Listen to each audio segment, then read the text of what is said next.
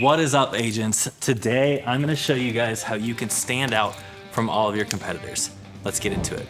Today's video is all about why 99% of people suck at advertising, and most of the advertising, especially in the insurance space, just doesn't work. Welcome back to the channel. If you're new here, my name is Justin Falk. I'm the owner of Insurance Advertising Masters. And on these videos, we bring you some insights onto how you can take control of your marketing and start learning how to start generating your own leads, how to start running ads, all of that types of stuff. So we're gonna be going over all of those things, and then quickly we're gonna transition into what you should be doing, and it really starts with the foundation of picking a niche. Now, a lot of you may have heard the concept of a niche, but I can pretty much guarantee, unless you've learned from me, you probably haven't heard the concept of using a niche in this specific way.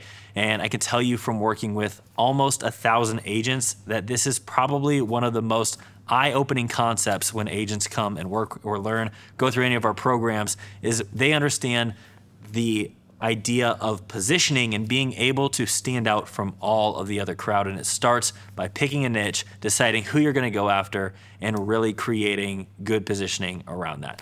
And real quick before we jump in, if you haven't already, make sure you go down to the description of this video and join our free Facebook group. It's called Insurance and Marketing Insights. And in that group, we're constantly discussing different ways, Q&As, all that stuff in order for you as an insurance agent to take control and really sharpen these skills of advertising, marketing, and sales when it comes to insurance sales and growing an insurance business.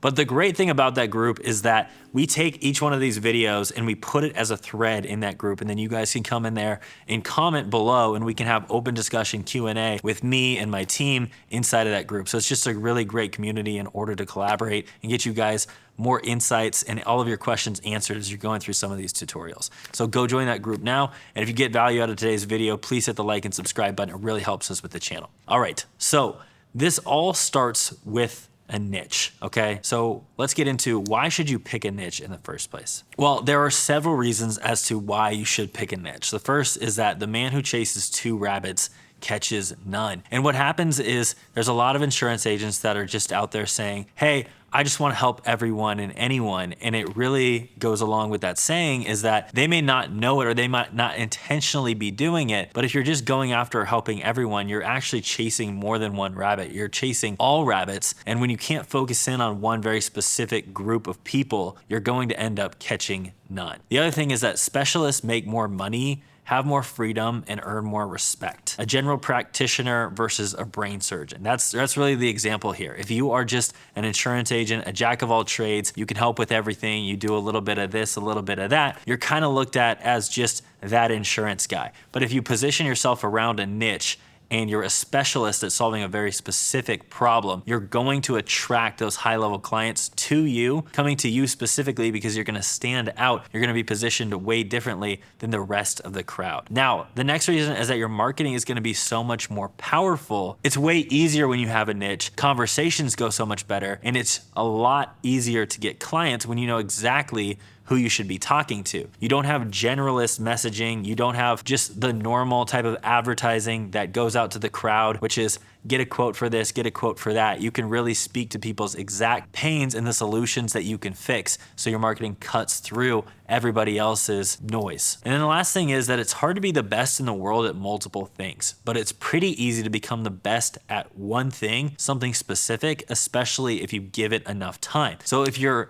not really focused on one niche, you're just focused on anything and anyone who comes to you, whatever problem they have, as long as it's related to insurance to some degree, you're always going to be a mediocre agent. You're going to be seen as a mediocre agent. Whereas if you focus on a very specific group of people, you're so familiar with their situation, you know exactly where they're getting insurance from, whether it's life insurance, health insurance, whatever you want to focus on, you know what their options are, what they're lacking, but you know it for the group. So when one of those people comes to you, it's almost as if you can read their mind because you just know the niche so well. And as you continue to do that over and over and over again, you just get better at serving that particular segment of the market, and you will become the best and you'll stand out, right? That's what this is all about. If you can't tell, over and over and over again, it creates positioning, which allows you to stand out, which makes everything so much easier with growing your insurance business. Now, some warnings when it comes to picking a niche. The first thing is thinking that you're marrying your choice of niche for the rest of your life, the rest of your career. The next is not being able to decide and being torn between multiple things, feeling like you have nothing to give and no ability to create value, or copying what other people do or have done instead of owning the decision yourself. And finally, being too broad. So let's jump into these real quick. You really don't need to come into this thinking that this is gonna be the decision you're gonna make for the rest of your career. We want to test, we want to choose a few different niches until we figure out what we're gonna resonate well with and what audience is gonna resonate well with us. And when you find it, you know. But if you are so afraid that what you choose is going to be something that you're marrying forever, you're gonna get stuck in indecision. And that's what a lot of these other mistakes really revolve around. You know, not being able to decide or being torn between multiple things comes down to the same thing. It's because you're too worried about choosing the very perfect one, when in fact you just need to choose, and then the market will tell you if that's the right one. And your passions behind it will help you decide if it's the right one for the long term as well too. Now, the last one's, being too broad, feeling like you have nothing to give, copying what other people have done or are doing, instead of owning this decision yourself. They all fall into lack of confidence. And that oftentimes comes from choosing a niche for the wrong reasons, right? It comes from choosing a niche because somebody else has been successful with it before, or it comes from choosing a niche because you think it will do well. But really, we're gonna get into here in a second why and how you should choose a niche, which comes from what you know, what you're confident with, and most importantly, what you're passionate about. Because whatever niche group of people you're most passionate about, you're going to want to research them. You're going to want to be doing the things that are going to allow you to be completely involved in all their decisions, how those people think, the problems that they have. You're just gonna be passionate about learning that stuff, which is gonna make you so much better at your job and solving that group of people's problems. So the trick is you just have to choose and get started. All right, so what are some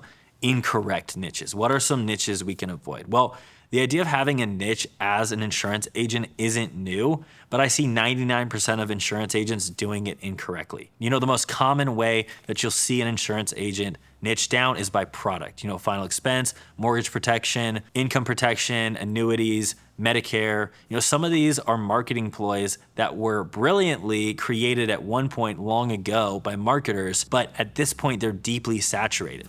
Final expense and mortgage protection, what these are, they're concepts that were created by direct mail marketers back in the day, 80s, 90s, in order to cut through the noise at that point. But they've been incredibly saturated at this point, particularly mortgage protection. Now, final expense at one point was a marketing ploy, but then it became an actual division. It became its own product. And it became a thing that the insurance carriers leaned into and made it a product because there was so much desire for it, because there's tons of people going through life that never take action, that never decide that they want life insurance until it's too late. And now the only thing they qualify are small products like final expense. But a lot of people get shown that that's the main thing or the only product that they get taught when they come into the business. And what it does is it hinders and hampers your skills as an insurance agent, because that's the only product you ever learn. You learn all the different carriers that sell final expense and all the different medications and all of those different things that help you field underwrite for it. But for the majority of people, final expense is not going to be putting them in the best position. There is a group of people that are a certain age bracket that no longer qualify for anything else. And yes, that's the best for them. But for majority of people out there, getting a fully underwritten policy, there's so many other benefits that you can provide with your insurance license than just selling a final expense policy. So only niching down in that way, first and foremost, it's incredibly saturated. There's so many other agents that have the exact same positioning as you. They feel to the consumer the exact same as you. So we really want to avoid that. We don't want to be seen and look and sound the exact same as everybody else. But also by choosing the niche the way that I'm about to get into, it allows you to be so much more helpful to your end client.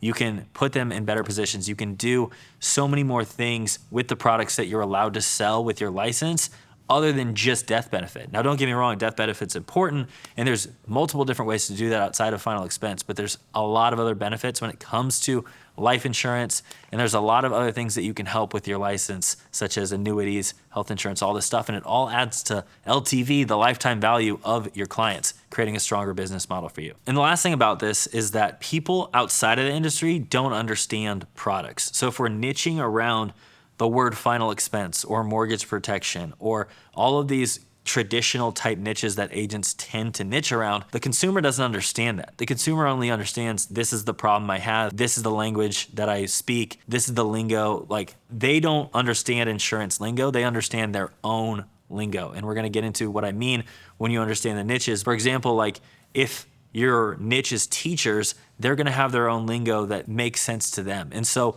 speaking the language that only makes sense to insurance agents and niching down around products doesn't resonate with the end consumer. And so that's why we want to switch that up to how they're thinking and the problems that they're having. That's the only thing that they're thinking about. And we always want to be tuning into WIIFM, which is what's in it for me. And that's what they're thinking. We always want to be thinking on the prospect side of things, what's in it for me? And we want to position all of our ways that we want to help them by thinking through that lens. All right, so let's get into it. So you have the word niche, but what I like to call what we're going after is an evolved niche. So what is an evolved niche and how do you choose yours? Well, let's start off by figuring out what is a niche.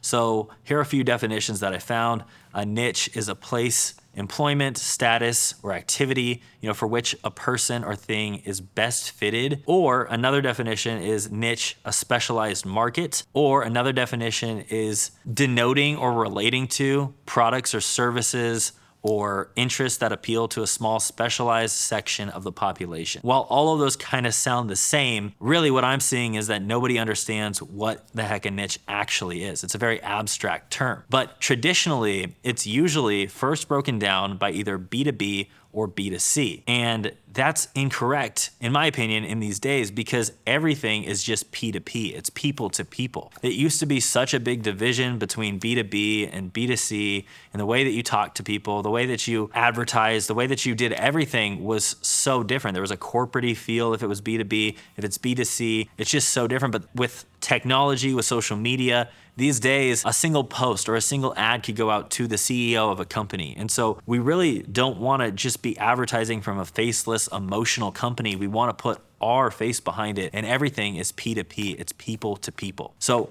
initially, remember, it was B2C and B2B. And then after that happened, everything is then broken down into maybe just one more layer. That's it. So that first layer and then a second one. And really the next layers were either an industry, and when you break it down into an industry, that typically creates mass saturation, poor marketing and advertising, and people also don't only identify with one thing. They don't only identify with just their industry. They have hobbies, they have a lot of other things that they identify with, and we want to be able to speak to them on the things that they're going to hear in an ad and be like, yes, they're gonna raise their hand, that's me. Once you can accurately call people out in that way, you know that you are in an evolved niche. So now with an evolved niche, what we do is we merge B2B and B2C into everything, B to P and P to P. So you have business to people and you have people to people. Instead of choosing only one cross section, like a product, we use clusters. And when we use clusters, we create an infinite number of criteria, meaning that there's an infinite number of combinations and possibilities for niches. So doing it this way doesn't limit your skills either, because instead of focusing on just one product, you're focusing on a cluster of people and all the problems that they have. And now you can solve those problems and continue to solve them, because as an insurance agent, you have a ton of tools in your toolkit. And if you want to get securities licensed, then your toolkit is ever growing as well. And there's just multiple ways that you can continue to solve problems for these people when it comes to financial, insurance, and all of the things that they want to use those for. And a lot of the times they don't even know all the things that they can use them for. And so you're educating them, and that creates even more business and lifetime value along the way. Then if you choose to focus on people, right, rather than product or overall industry, if you choose to focus on a cluster of people, you can help them with everything. You can help them with multiple lines of insurance. You can help them initially with life, and then they're gonna need health at some point. They're gonna need Medicare at some point. They're gonna need to focus on retirement at some point. You can help them with all of these different things. But what's great is that you don't have to learn all the different scenarios that every single person could ever bring you for each one of these products, because instead of studying each different product and how that product could be used depending on each situation, you're just literally studying one person and their exact situation, and then there's many of them. So every single person that you help ends up feeling identical in every single case because they're all coming from the same cluster, and that's why we want to niche that way. That's what that evolved niche is all about. Doing it this way makes things way easier. You're gonna grow rapport 1,000 times better and faster than you have in the past by doing it this way. And you're gonna fully understand your perfect client or avatar. It's oftentimes called an avatar in the marketing world. You just imagine like, who is this person you're going after? You'll understand them so well that you could literally write a page in their diary. You could write out for them what happens to them on a daily basis. Where do they work? What pissed them off about their boss? What does their coworker Sally say to them? Once you understand this stuff, your marketing works so well because it cuts through everybody else's noise, and it just pierces, and that's what grabs attention. And when you get that marketing, you know it because you get people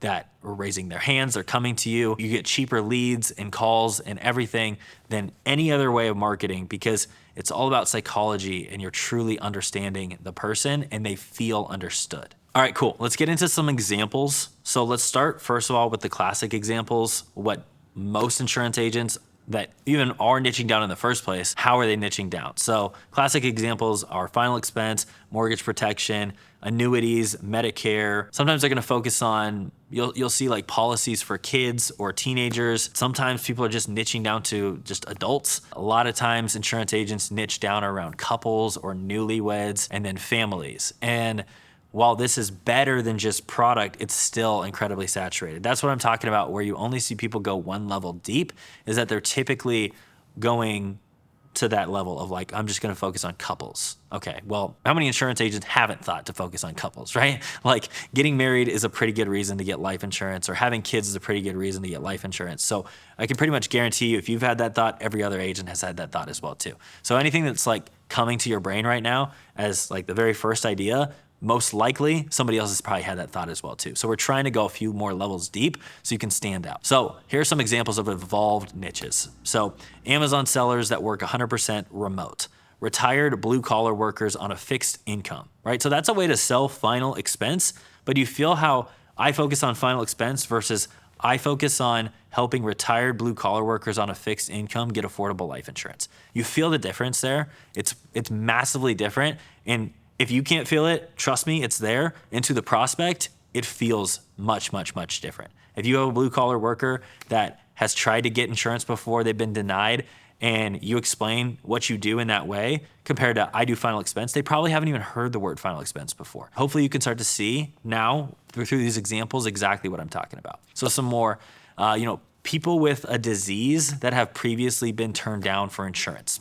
That's typically a good niche, especially if you want to stay in the realm of final expense, guaranteed issue. Adventurous people that like to skydive or scuba dive. Those people are looking for insurance and they're only going to go to an expert. And the people that are the experts are the ones that are positioning themselves as the expert. Doctors that run their own private practice. So you feel how like if I specialize in doctors that run their own private practice, that's even better than just the one level deep of I focus on doctors. To the consumer, the one that is more specific is going to get more business. People that own brick and mortar locations near an ocean. So we had a PNC client and they had a really good product that could help with this specific thing. And so, they didn't just say, hey, we do property and casualty. That was their niche. It's like they own a brick and mortar location near an ocean that's gonna have salt and all this other stuff. And because of that, it's just a very niche thing. And so they cut through the noise of anybody that just says, hey, we do property casualty insurance, right? People that make over $500,000 per year. So that's not as deep, but if you're going for annuities and retirement, I always share this example that somebody that's been making $50,000 a year for the last 40 years versus somebody that's been making $500,000 per year for the last 40 years, they're going to have very different needs. Even if you sell an annuity to both of them, the marketing that those people respond to will be vastly different between the two. Even if you don't even niche down any other layers, just niching down by specific income levels and being able to speak to people at the experience in the way that they talk and the problems that they're going to have. You know, the person that has been making 500,000 is probably going to be a lot more concerned with taxes than the person that's been making 50,000. The person that's been making 50,000 is probably going to be a lot more concerned with market volatility. So that's why this stuff matters. You can't just talk broadly about every single benefit of every single product. That's where we go back to chasing two rabbits. It's like, I want to sell annuities to both of these people. That's great, but you need to have two different marketing campaigns if you're going to do that. But you'd be better off to just focus on one and go all in the first place. Another example, veterans that get special benefits but don't always know about all of them. Newlywed couples, farmers, right? So the last ones I just kind of threw in there, but it at least takes couples or adults, which is one level deep, and it adds 2 levels. But the more levels deep you can go, the more of a cluster of very specific people with very specific needs and problems, the better. Really, it's not even the better, it's the more forgiving, and it's the more you can suck at advertising. If you get this right, you can suck at advertising. You could be bad at copy, you could be bad at getting attention, you could be bad at everything else, because by doing the research and focusing and just knowing the problems that a niche faces, your marketing is going to cut through everybody else's. So it gives you the ability to lack in those other areas so that you don't have to go all in on copyright. You don't have to become an amazing marketer. You just have to know your customers super well, and your marketing will work really, really well, no matter how much it sucks in general. So it's a cheat code getting this niche down and getting your positioning down in the first place. Now, that's not to say that this is an excuse for you to not develop those other skills, but imagine if you get your niche down first and you understand the market that you're going after, and then you do develop these marketing skills, your competition won't stand a chance. You'll be able to build your business as large as you want. You'll be able to scale it to whatever size, whatever dream you have. This is the key to doing it. But it's having that cheat code in the first place. It's setting the foundation so that you're not constantly going uphill, developing these skills. But if you have a bad foundation, it's always going to be crumbling underneath you. Okay, I know this video is getting a little bit long. This information's a little bit dense. So honestly, this is probably going to be a video. For those of you who are getting something from this, I would come through and watch this a few times, take some notes, because it's not always something that you just get on the first try. But that's also why that Facebook group is so valuable. Because if you join that, you get in the comments, you can actually ask me and my team to give you some ideas. We can go back and forth on what's a good niche for you. So utilize the resources that we have for you. Join that free Facebook group. But all right, let's wrap this up. So, why not just keep it simple and traditional? Why not just go with one of those traditional niches that's, an industry, or just keep it simple and not do any of the stuff that we've already talked about today? Well, here's the reason. There's 7 billion people in the world. And in the United States, there's about 300 million people. And there's 125 million businesses, which is insane. From there, you then have to imagine that there's only 4 niches, or there's only 16 classic industries. If you really look at like how business is broken down, classically have been broken down into industries, whenever they do economic studies or anything like that, there's really only 16. With all of that being understood, tell me how you would stand out from your competition with only those parameters. It's really, really hard.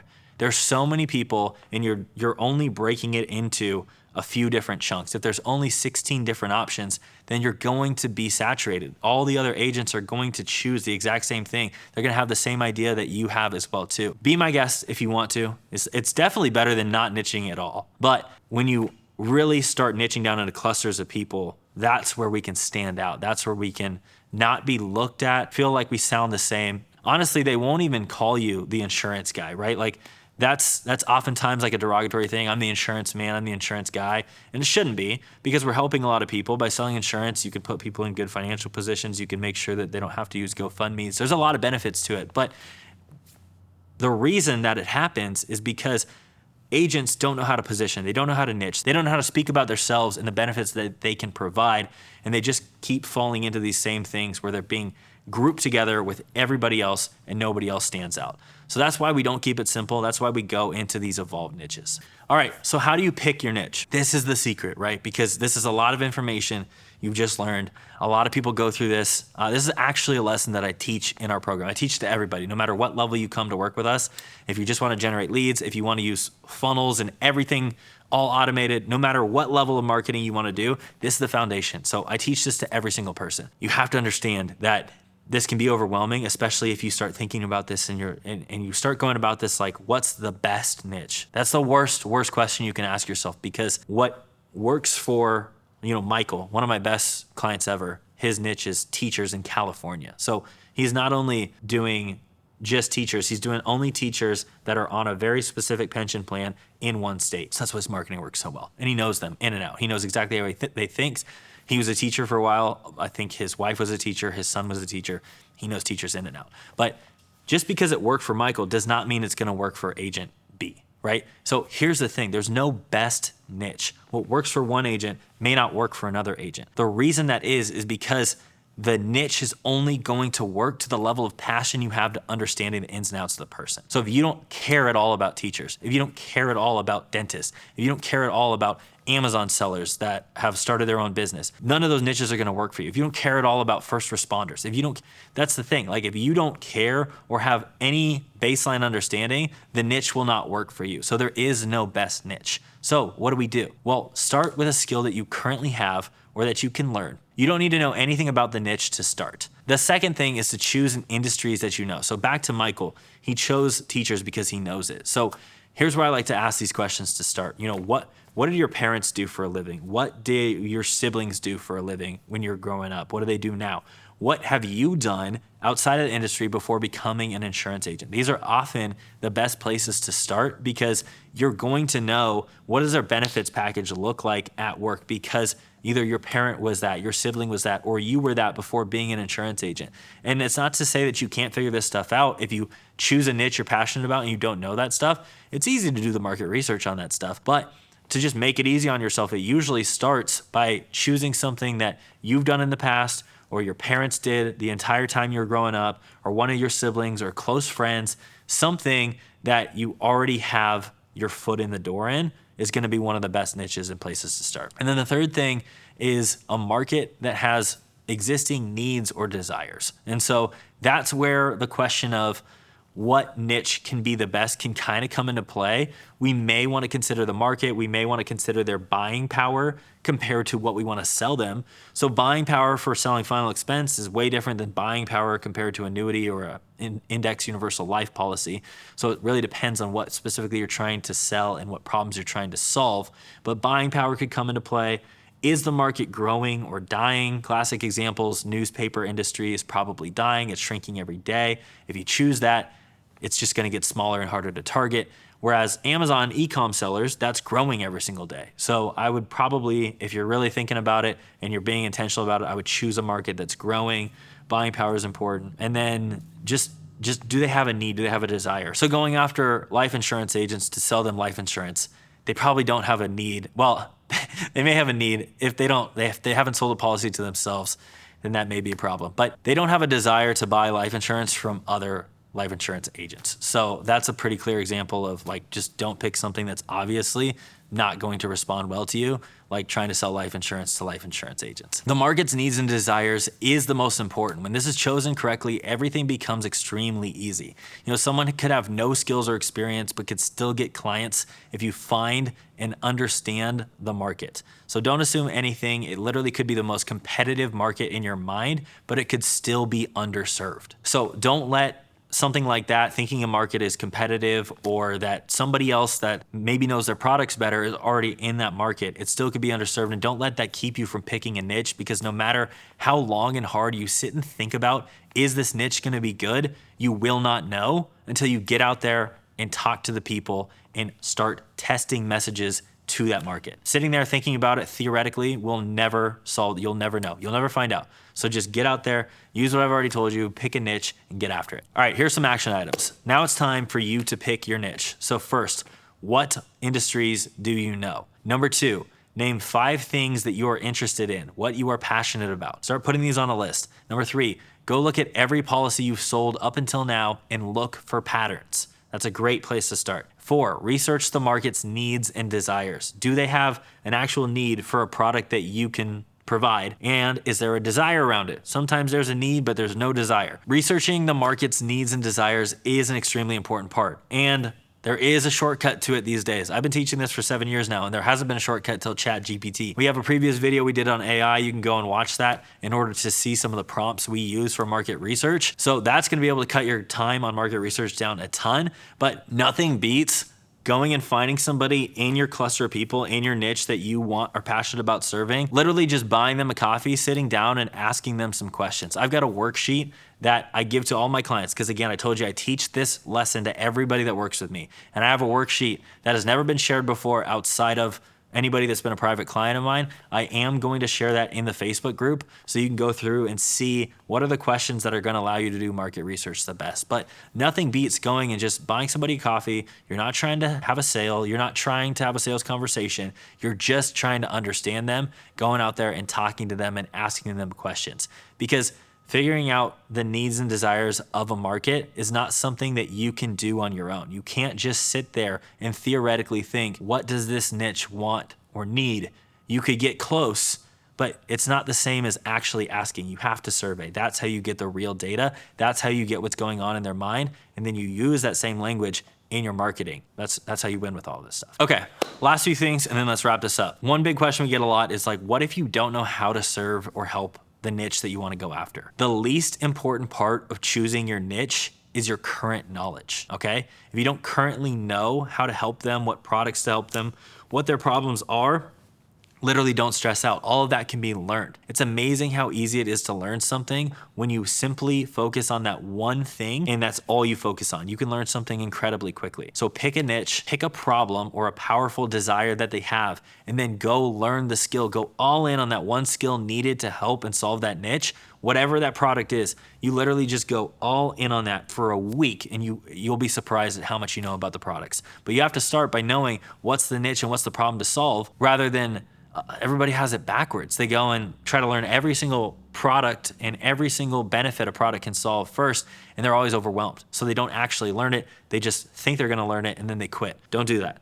Pick your niche, figure out the problem that you wanna solve. Could be death benefit, could be retirement, could be utilizing life insurance to create more liquidity so they can then go invest in real estate. There's so many different things that life insurance can solve. Don't get overwhelmed. Pick your niche, pick the problem, then go all in on what's the best product to serve that.